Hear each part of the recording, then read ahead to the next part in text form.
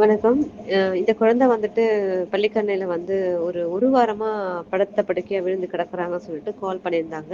என்னன்னா, யாரோ 10 பேர் கொண்டு வந்து ஒரு 3, 4 டேஸ்க்கு முன்னால தான் ஒரு புதருக்குள்ள போட்டுருக்காங்கன்றாங்க.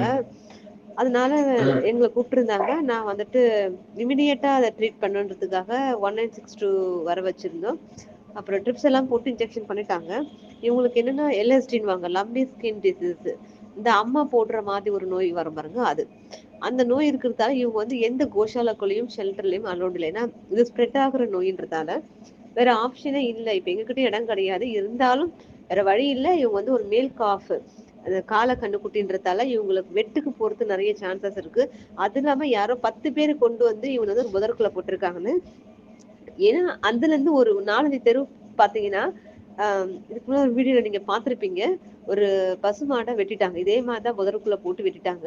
அந்த பயத்துல நாங்க வந்து என்னோட இடத்துக்கு கொண்டு போயிட்டேன். கொண்டு போயிட்டு இவங்களுக்கு வந்து ட்ரீட்மெண்ட் அதாவது லம்பிஸ பொறுத்தவரைக்கும் நம்ம எல்லாம் ஆயுர்வேதம் தான். அந்த ஆயுர்வேதத்துல இவங்க ரெடி பண்றோம். நம்ம இங்கிலீஷ் மருந்தெல்லாம் யூஸ் பண்றது கிடையாது. அ அ டாக்டர் வந்து நல்ல ஃபுட் இவங்களுக்கு வந்து சாப்பாடு சரியில்ல. நல்ல ஃபுட் குடுக்கணும். அதுல வந்து ரெக்கவர் ஆவாங்க. பிளஸ் ஃபீவர் அதிகமா இருக்கு. லம்பீஸ்ல எப்பவுமே ஃபீவர் வரும்.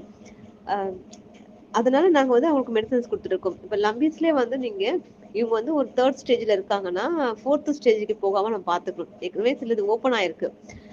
இதுதான் பிரச்சனையே. இது ஓப்பன் ஆயிடுச்சுன்னா, அது வந்து புழு வைக்க ஆரம்பிச்சுரும். அப்புறம் மாடுகளுக்கு வந்து இன்ஃபெக்ஷன் அதிகமாகும். அதுக்கு தான் வந்து சில இலைகள் எல்லாம் நம்ம வந்து ஆயுர்வேதத்துல அரைச்சு போடுவோம். அது அடுத்த வீடியோல உங்களுக்கு காட்டுறோம்.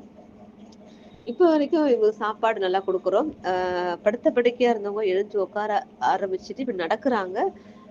நல்ல ஒரு இம்ப்ரூவ்மெண்ட் இருக்கு.